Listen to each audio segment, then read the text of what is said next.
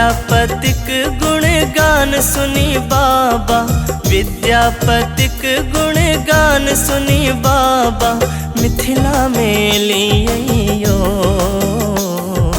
गौरी के बिसैर आहा कैलाश छोड़ को नाचा कर बनलियो। गौरी के बिसैर आहा कैलाश छोड़ को नाचा कर बनलियो।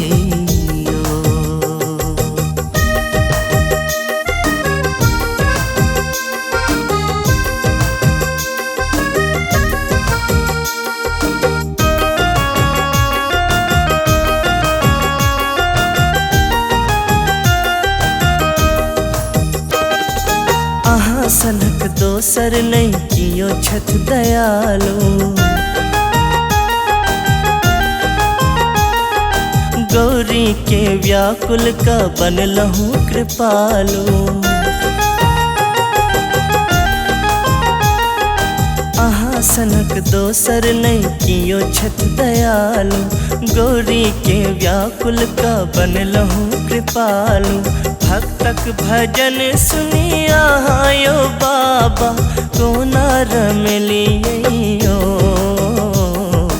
गौरी के बिसैर आहा कैलाश छोड़ को नाचा कर बनलियो। गौरी के बिसैर आहा कैलाश छोड़ को नाचा कर बनलियो।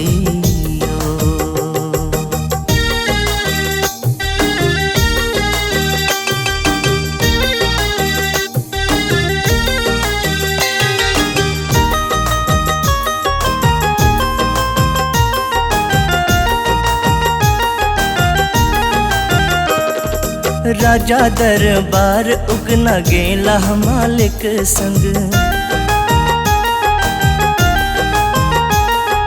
रास्ता में मालिक भेला प्यास से तंग। राजा दरबार उगना गेला मालिक संग, रास्ता में मालिक भेला प्यास से तंग। मालिक कहलखिन जल बिना उगना प्राण छूट जायतियो।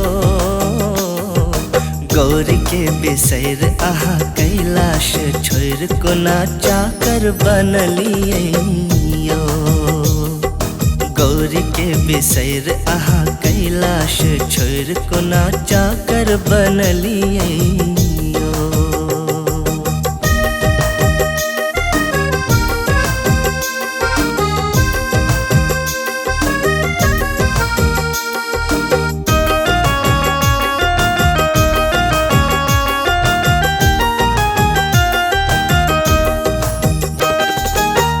सो दूर नहीं देखै छी जलाशय, प्राण बचाबैला की करू पाय।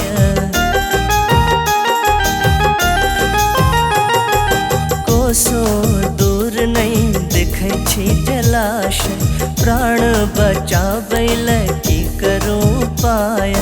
जटा सा निकाल गंगा जल उगना मालिक के पियलखिन यो।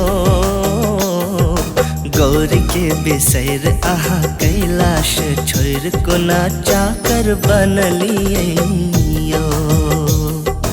गौरी के बिसैर आहा कैलाश छोड़ को नाचा कर बनलियो।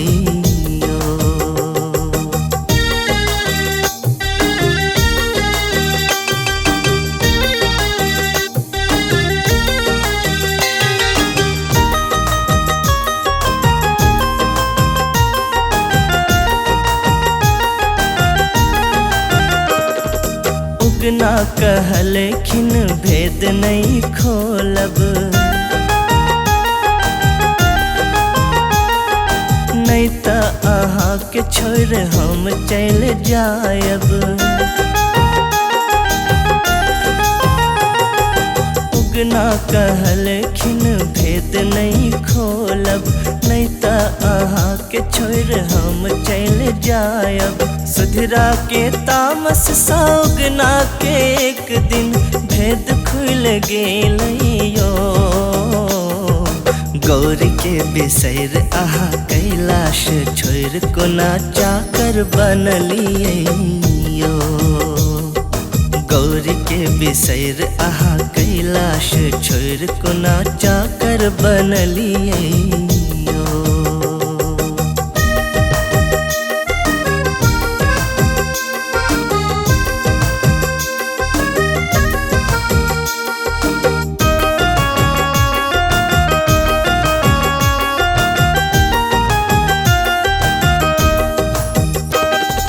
विद्यापति के आब किछु नहीं फुराई छन, पागल बताहवाल सदिखन बौआई छन। विद्यापति के आब किछु नहीं फुराई छन, पागल बताहवाल सदिखन बौआई छन। एहन हालात देखे शिव शंकर दानी दर्शन देखे लेखिन यो। गौरी के बिसैर अहाँ कैलाश छोड़ कोना चाकर बनलियो। गौरी के बिसैर अहाँ कैलाश छोड़ कोना चाकर बनलियो।